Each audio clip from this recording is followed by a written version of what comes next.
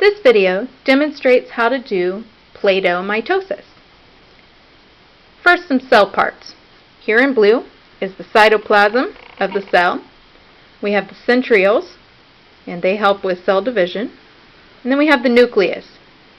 Outside, covering the whole thing, is a nuclear envelope. Then we have the DNA, which we call chromatin in this case, because it is all mixed up like this. We can also say that it is unwound. In the very center of the nucleus, we have the nucleolus, which is a darker section, and it also is where ribosomes are made.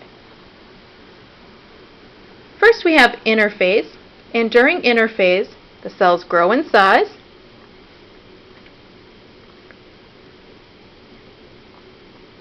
And we can't see it, but inside the nucleus, the DNA is being copied. So there are now 2 copies of each chromosome inside. Now we start cell division, also called mitosis. First we have prophase, and during prophase, the centrioles start to move towards opposite ends of the cell, also called poles. As they separate, there are spindle fibers in between them. So they keep moving, and the spindle fibers keep growing. I'm going to move the nucleus aside for a second. And what I'm doing is I'm making dots in lines.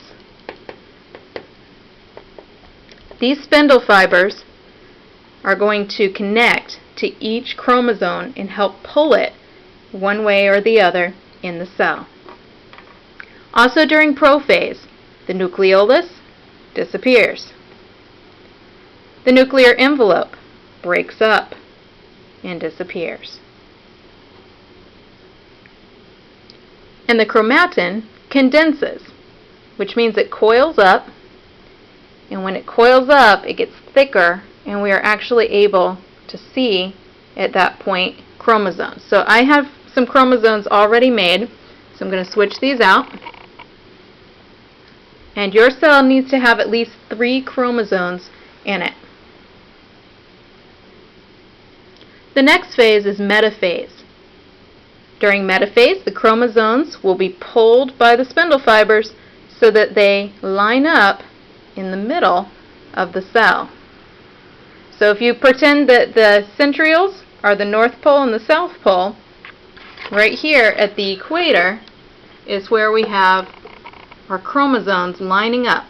Metaphase means meet in the middle. Next we have anaphase, and during anaphase, each sister chromatid, or chromosome, gets separated. Remember that we actually have 2 copies here.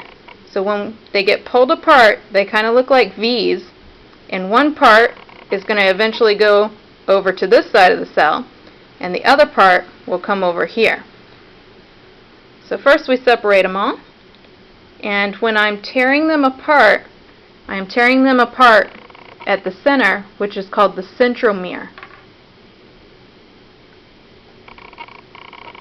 Okay, so the spindle fibers are going to pull these chromosomes over towards the centriole. These are going to get pulled this way. Okay, and that is the end of anaphase. Finally, we have telophase. And at that point, we don't see any spindle fibers anymore. So we're taking out those little dots, getting rid of them. The reason we don't see them once again is they were the ones that pulled the chromosomes towards the centrioles.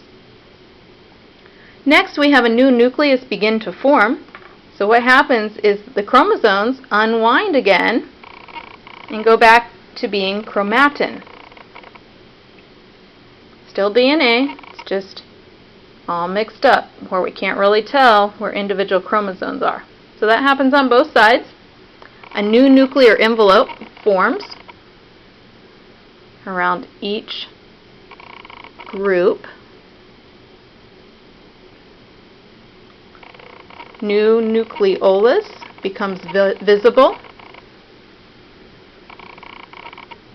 And then the final step is cytokinesis, which means the division of the cytoplasm. And it just starts to curve in, and what we have here is what we call a cleavage furrow. And it finally totally breaks off and separates.